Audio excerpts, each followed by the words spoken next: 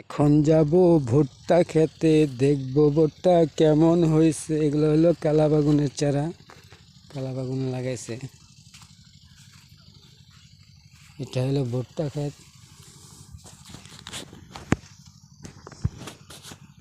এই যে দেখেন ভুট্টা ক্ষেত। ভুট্টা এই যে আমাদের দেশে বেশিরভাগই ভুট্টা গরুরে ভাঙায় খাওয়ায়, আদা ভাঙা করে গরুরে খাওয়ায়।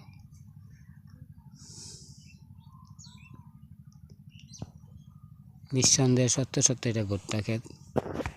দেখেন এটা ভুট্টার চারা ছোট, এটা একটু বড় হয়েছে। সব ভুট্টা আগে আমাদের এখান থেকে ভুট্টা করতো না, এখন ভুট্টা করে। আগে শুধু মরিচ করতো বেশি, এই টমেটো করতো না, আর এই ভুট্টাগুলো করতো না, এখন করে।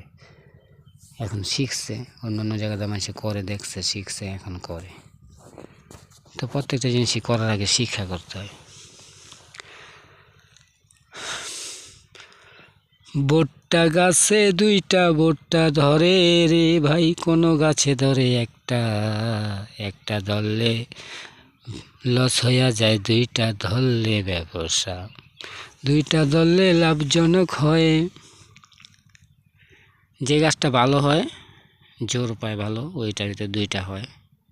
কোনো কোনো ক্ষেত্রে দেখা গেছে তিনটা হয়, তিনটা হলে নিচেটাইতে অনেকটাইতে থাকে না, তো দুইটাই বেশিরভাগ পোক্ত হয়। তো দুইটা করে ভুট্টাও যদি একটা গাছে ধরে, তাও তো অনেকগুলো হয়ে যায়। মন কেমন হয় দেখি, যারা পূজা বয়া নেয়, যখন পূজা বয়া নেবে তখন আবার পূজার ভিডিও দেবো না, এখন আসলে বহুত দেরি আছে ওই ভিডিও দিতে গেলে। পাশেই কালাবাগুনের গাছ, দেখেন কালাবাগুন, এগুলো হলো কেল করে দিছে কালাবাগুনের। আর এগুলো হলো টমাটো। এটা হলো ভুট্টা ক্ষেত। আবার একটু সামনে গেলে আরেক ক্ষেত পাবো আশা করি।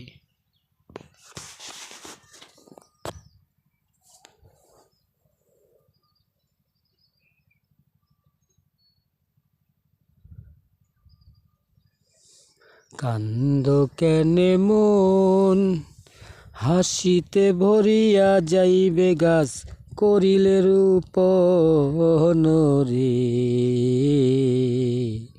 কান্দ কেনে মন পাগলা রে।